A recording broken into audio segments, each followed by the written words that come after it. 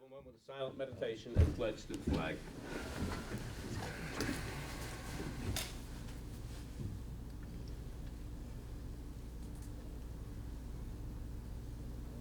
Thank you. I pledge allegiance to the flag of the United States of America and to the republic for which it stands, one nation, under God, indivisible, with liberty and justice for all. I'd like to call to order this meeting of the Monongalia County Commission for May 13, 2020. It's 10 o'clock. All commissioners are present, and we'll begin with consent and approval. Good morning, Renata. Good morning. Good morning. Okay. We have 12 exonerations for $3,401.03. There are corrections to the April 22nd to 2020 exoneration sheet due to ticket numbers that were written in error. Vouchers, General County Fund, $234,529.18, 911, $6,382.88, Camp Muffley, $4,608.97, Mason-Dixon Park, $719.97, Transportation Levy, $77,157.46, Library Levy, $18,937.72, Assessor's Valuation, $2,666.98, Star City TIF, $101,268.72, Morgantown Industrial TIF, $121,404.69, Mon General TIF, $235,508.90, University Town Center TIF, $847,056.63. Purchasing card vouchers, General County Fund, $24,848.85. Coal Severance, $423.51. Magistrate Court, $26.37. Camp Muffley, $1,921.77. Assessor's Valuation, $664 for a voucher total of $1,678,126.60. Position vacancies for boards and authorities: the Western Board of Zoning Appeals, Mon County Planning Commission, Mon County Development Authority, Camp Muffley Advisory Board, Abandoned and Dilapidated Enforcement Agency, Mason-Dixon Park Advisory Board, Region 6 Planning Development Council, Historic Landmarks Commission, and Mountaineer Trail Network Authority. Fiduciary orders for May 13th, 2020. First quarter status report for Fiduciary Commissioners Beth LeBeau and Ryan Umina. Move to approve consent agenda items as presented. Second. Been properly moved and seconded for approval. All in favor? Aye. Thank you. Introduction of new employees and personnel changes. Chestnut Ridge Park would like to announce that they have hired Samuel Horrocks as maintenance and part-time permanent. Move for approval. Second. Been properly moved and seconded for approval. All in favor? Aye. We're now open for comments from the public. Seeing as no one is stepping forward, we will now close comments from the public. Colleen, do we have grants? I do. Good. I have requests for reimbursement for the Community Development Block Grant in the amount of $245.55, and the VOCA Grant in the amount of $6,195.64. Move to approve grant requests as presented. Second. Properly moved and second for approval. All in favor? Aye. Correspondence. Just a couple items. Received a letter from Robert Brookover, president of the Mon County Volunteer Fire Companies Association, in regards to the heroes pay that was received by the county. They are just asking for consideration for the 12 volunteer fire departments. The second item I have is we are in receipt of the insurance proposal for fiscal year 2021 from the West Virginia County's risk pool. They are quoting us $736,148, which includes $191,501 for workers' compensation insurance. So it's just a few $1,000s in a difference from last proposal. Good. I would say to So we'll put that on the agenda. After I review it, we'll put that on the agenda for next week. Okay. Good. That's all the correspondence that I I have have. one other correspondence item that I think we missed last week, the letter from the city Yes, regarding the COVID funding. I want to acknowledge that we did receive that. We are compiling all the requests, and once we get finalized guidance, we will be providing some direction. Yes. Okay, thank you. We'll move to unfinished business. Do we have any unfinished business? No, sir. Seeing none, new business.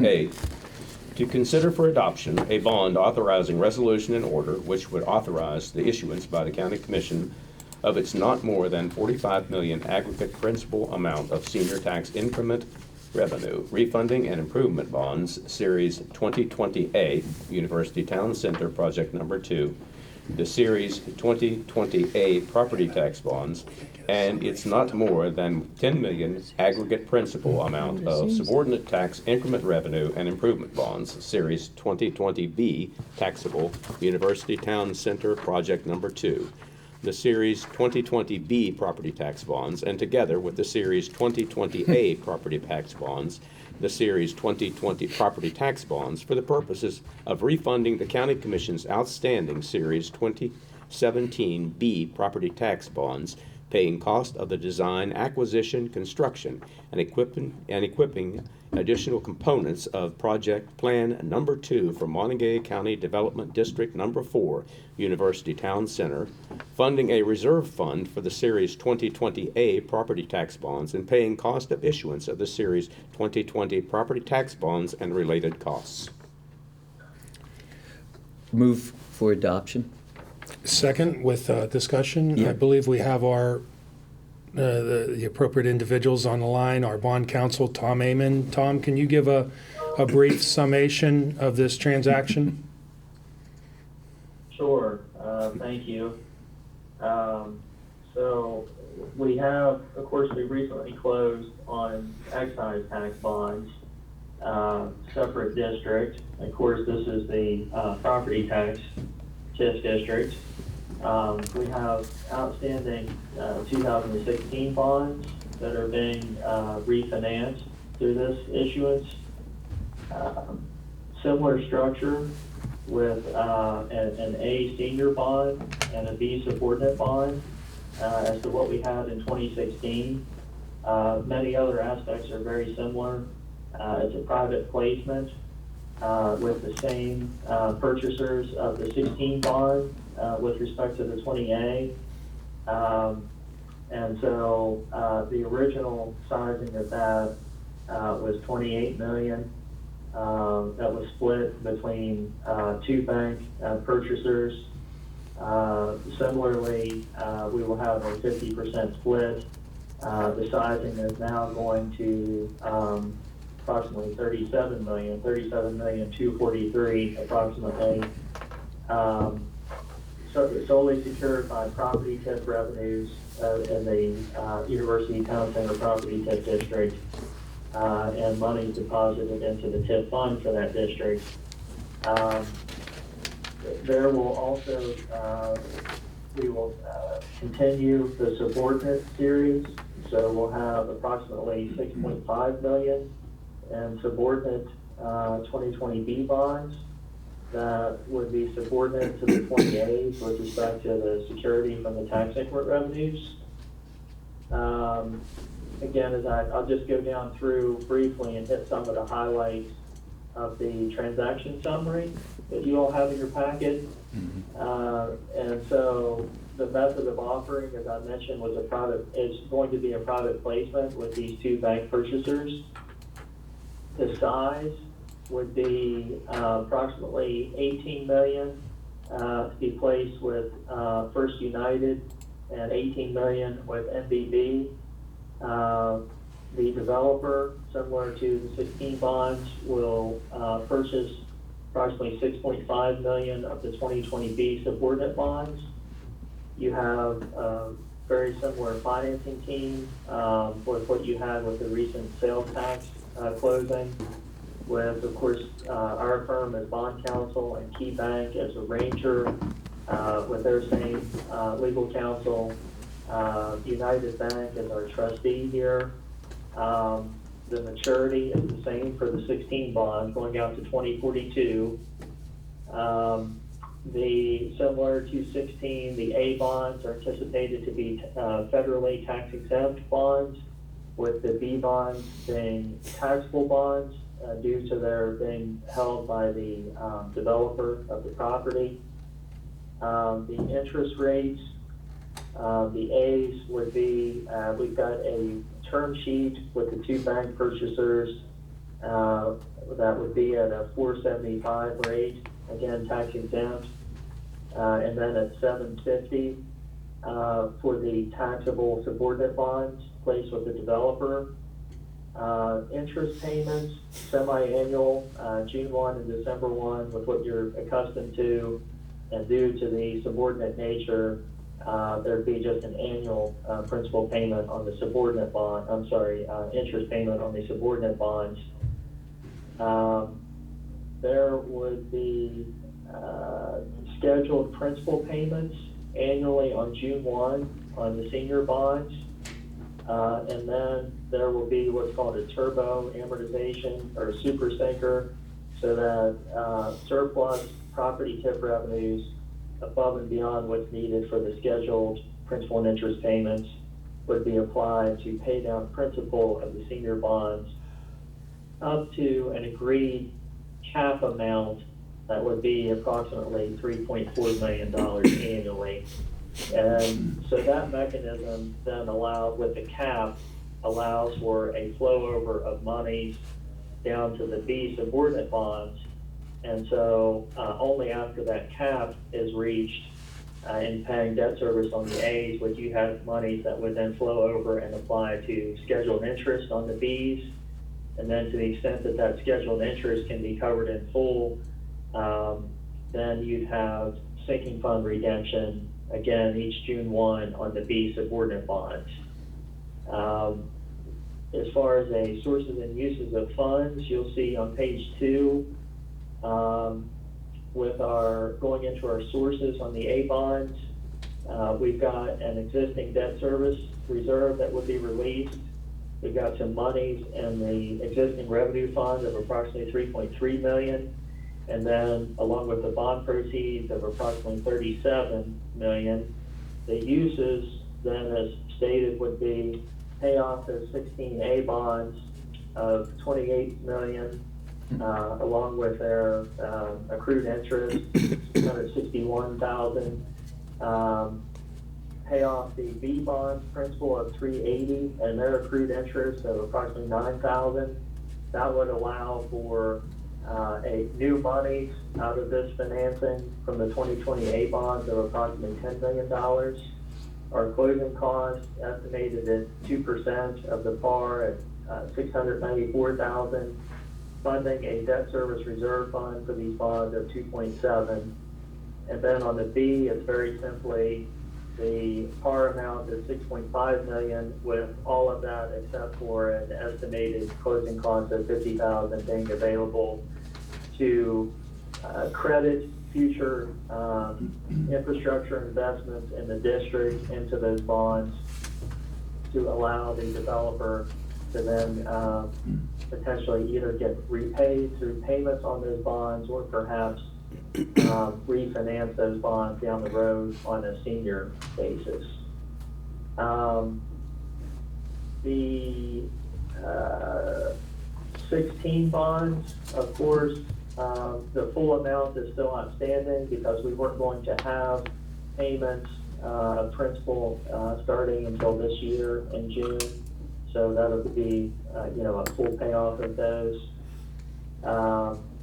Again, as I mentioned, the security is just the property tip revenues for the district, the A bonds with the senior lien, and then the B bonds placed with the developer with the junior lien.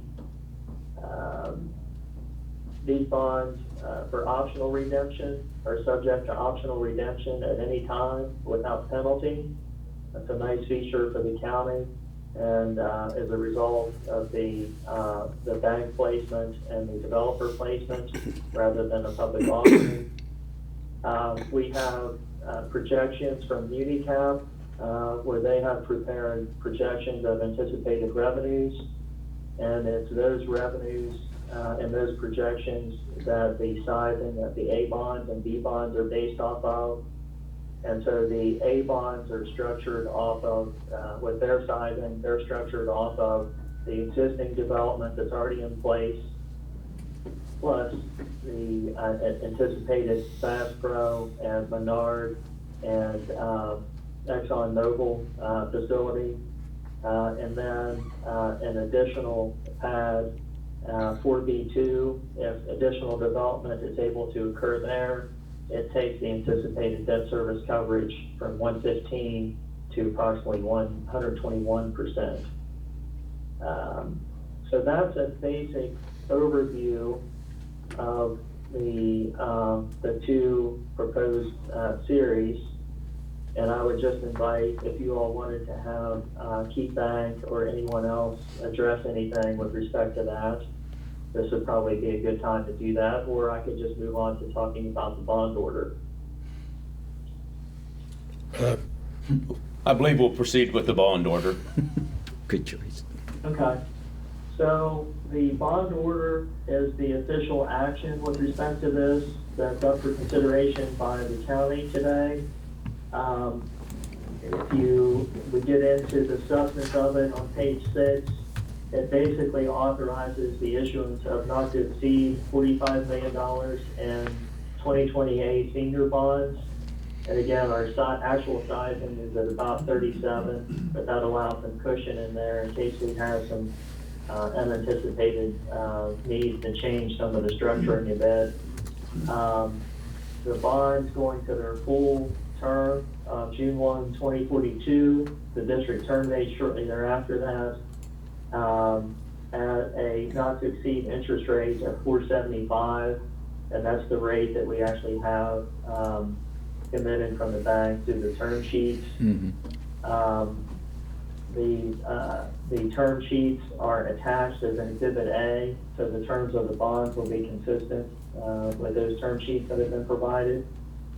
On the B side, authorization of not to exceed 10 million at a rate not to exceed 7.5. And again, our actual sizing there is approximately 6.5 million, and the rate is actually at that 750, again, taxable rate.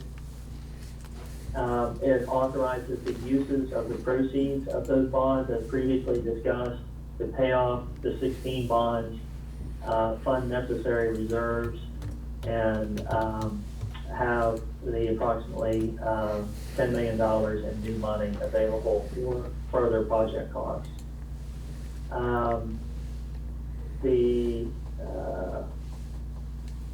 Going down to section 3, it makes clear as to the authorization of the bonds that our total approved amount from the development office is 50 million. So of course we'll stay within that 50 million authorization, and with the 37 and the 6.5 that's currently anticipated, we would be well within that. Again, section 4 is making clear that these bonds are not a debt of the county. They're payable solely from the TIF revenues. And then we get into approving the main documents that are needed that the county commission would be a party to, including the new trust indenture, the development agreement between the county and Westridge and United Bank, a bond purchase agreements for both the A and the B bonds.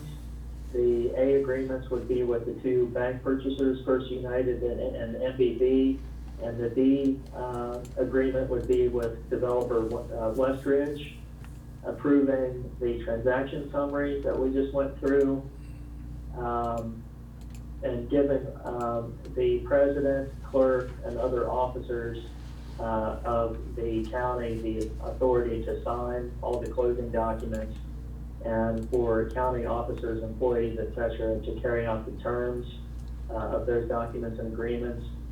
In section 14, approving your financing team that we went over, and the execution and delivery of all engagement letters that would be necessary to engage those different participants, and approving the, again, the term sheets with the two bank purchasers. So that's the official action with respect to the bond order.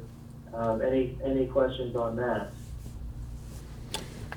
Tom, Commissioner Bloom had motioned that we approve the documents. Do I need to supplement that motion to allow the president to negotiate any further yet unrefined terms by the time these documents are actually executed?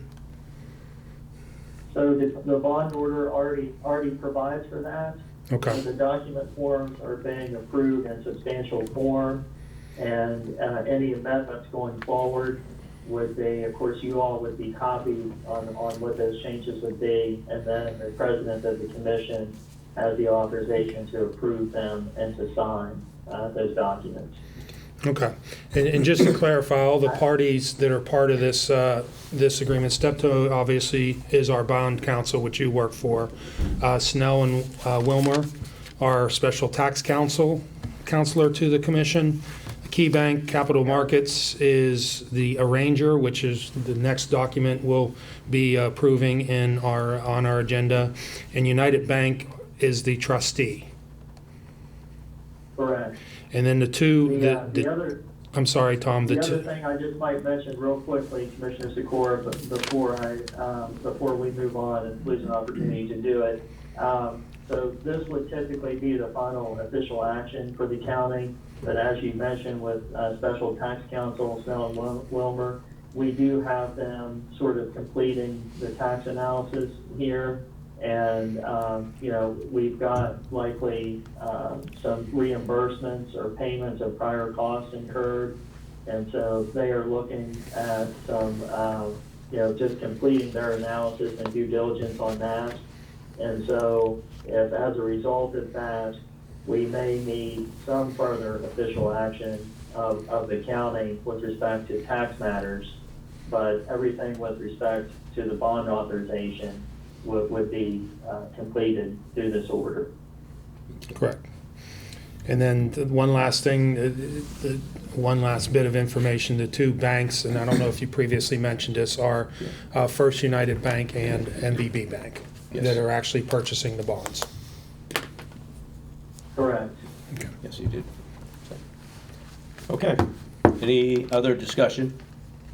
Hearing none. All in favor? Aye. Aye. Thank you. It's adopted.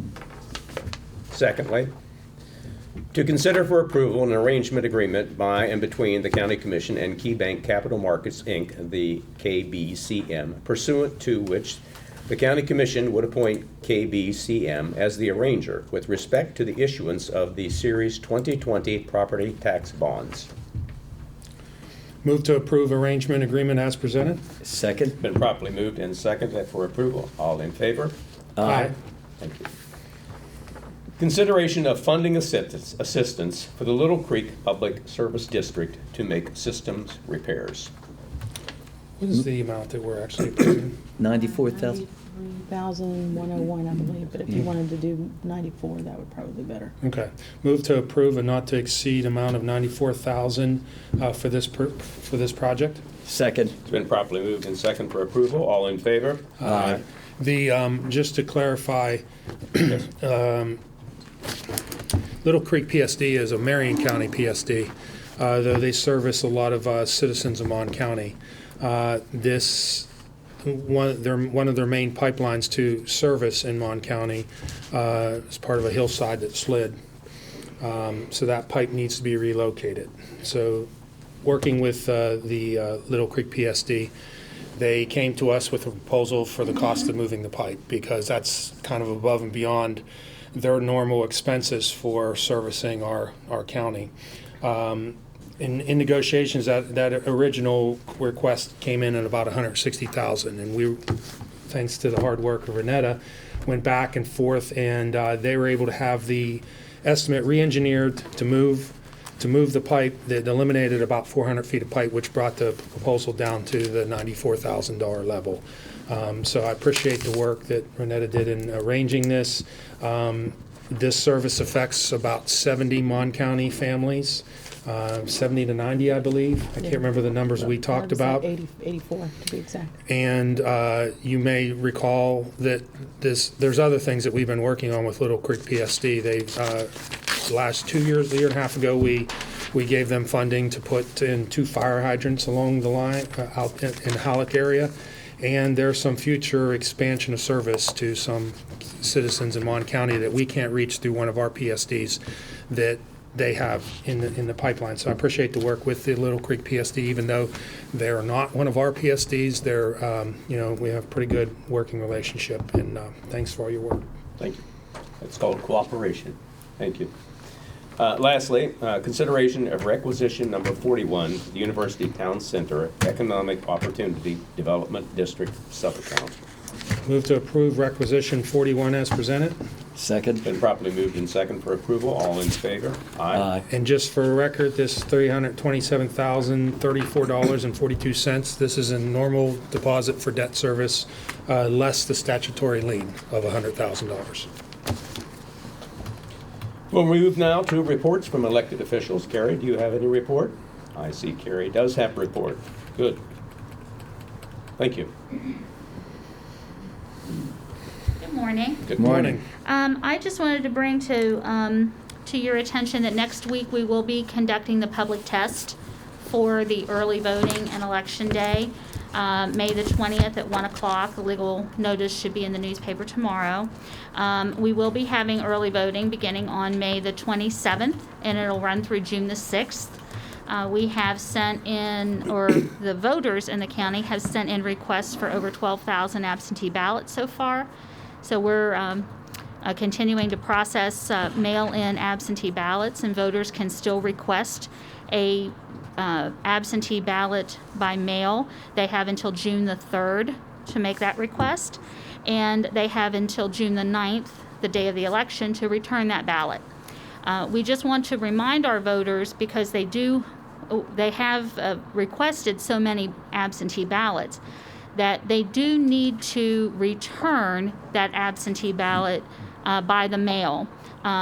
If they show up to early voting, they're going to be asked to vote a provisional because they have already been in the system as receiving a paper ballot by mail. I think that some of our voters have requested a ballot. They haven't turned it back in yet because they're trying to weigh what the situation will be as early voting and election day get here.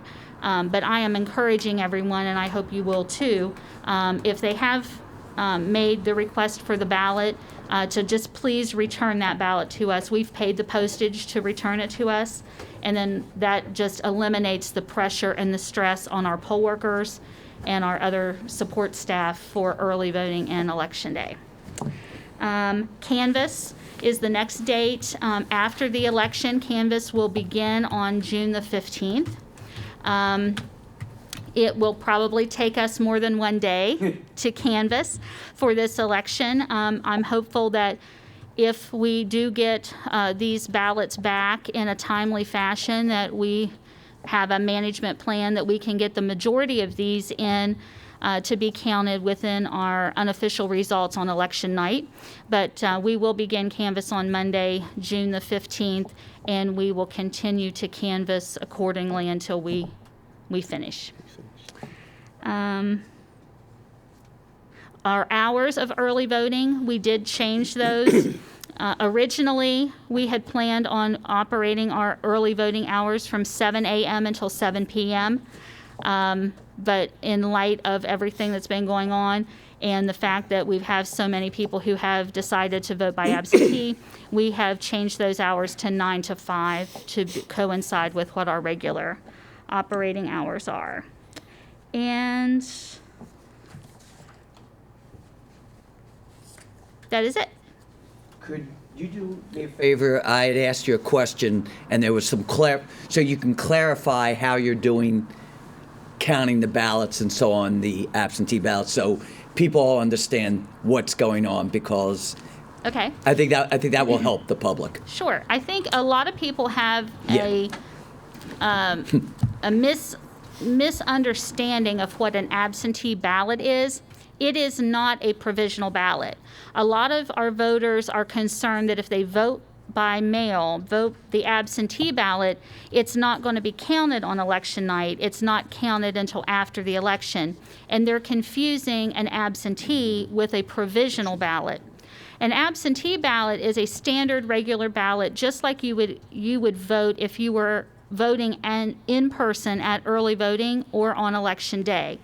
As long as we receive it by the day of the election, it will be included in the results that we provide on election night. We will try our best to have all of them in. How we process those is they are mailed back to our office. They are checked back into the system so that we can record and you can track the fact that your ballot has been received by the county clerk's office. And that ballot envelope remains sealed until we begin processing it.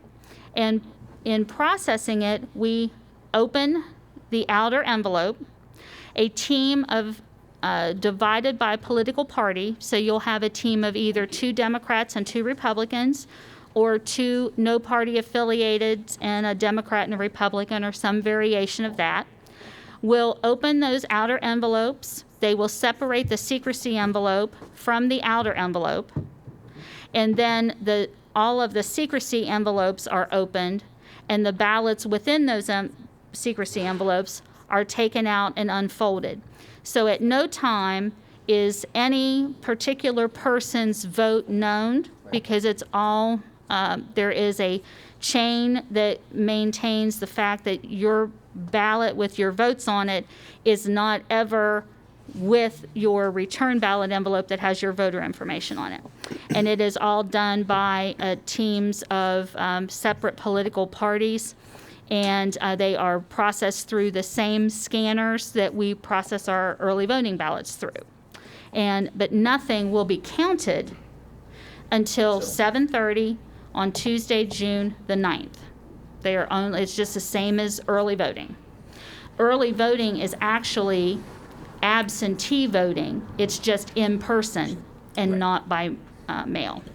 I appreciate that, and I do hope that the people understand, because there's so many people voting this way, and then there's a lot of misinformation, and I really appreciate you explaining that. Oh, you're quite welcome, and I'm sure we'll be getting more questions as we get closer to the time period. I think people now are realizing that this is just about 3 weeks, 3 weeks away. It seems so far off a little while ago, but we continue to answer those. And our website does provide a lot of frequently asked questions and provides the answers. And so anyone who is interested in reviewing that material can go to monongaliacountyclerk.com.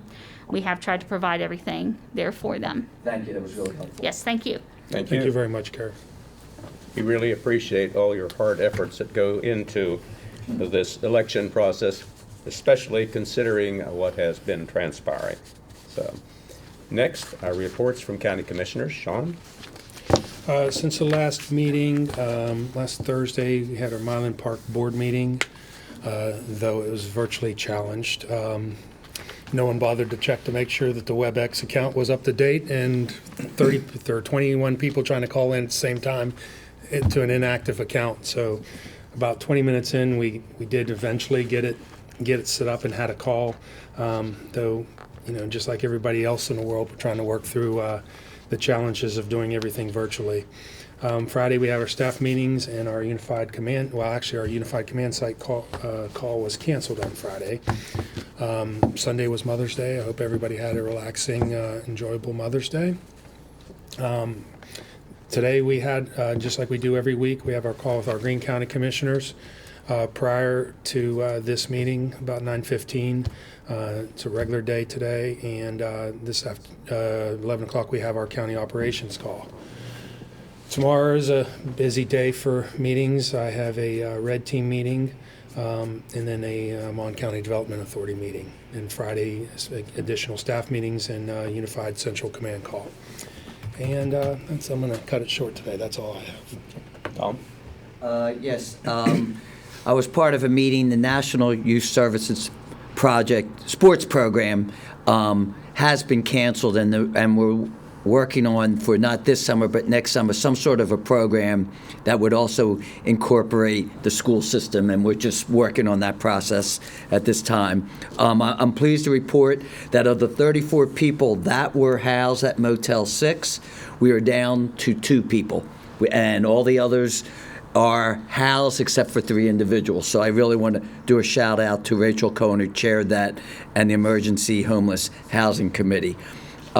This Saturday at the 4-H Extension Building over at Milan Park, we will be doing a drive-through food giveaway.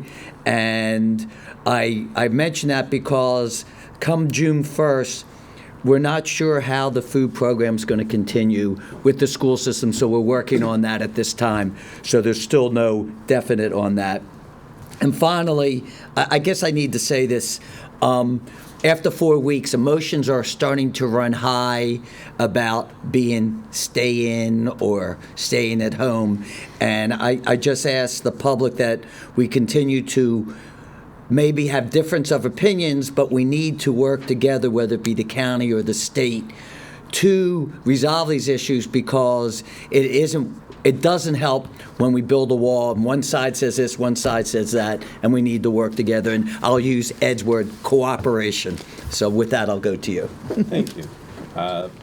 Following up on that, I would like to say that as a commission, we do believe that early next week, we will request that our county be removed from the hotspot designation by the governor. We wanted to keep this, and we requested to keep this while the students were being moved, parents and students coming in and moving out of this county. However, in that the new designations are planned for next Thursday, we feel that this would be best that our county operate on this level without conflict or of interpretations or rulings. So we'll hope this request would be honored by the governor. Complete your census if you haven't. I've noticed that our state is the second lowest respondent in the nation for census completion. I know that it's very simple. It's 9 questions. And if you take the time to do this, this is where our federal, our state, our fundings come from based on census, as well as other things. People and businesses use these reports, so they're very important.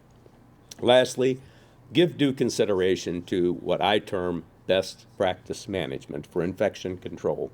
I would still ask that you wear a mask in public, take precautions to be safe, and keep all others safe. Thank you. Move to adjourn. Second. Properly moved and second, we are adjourned. Thank you.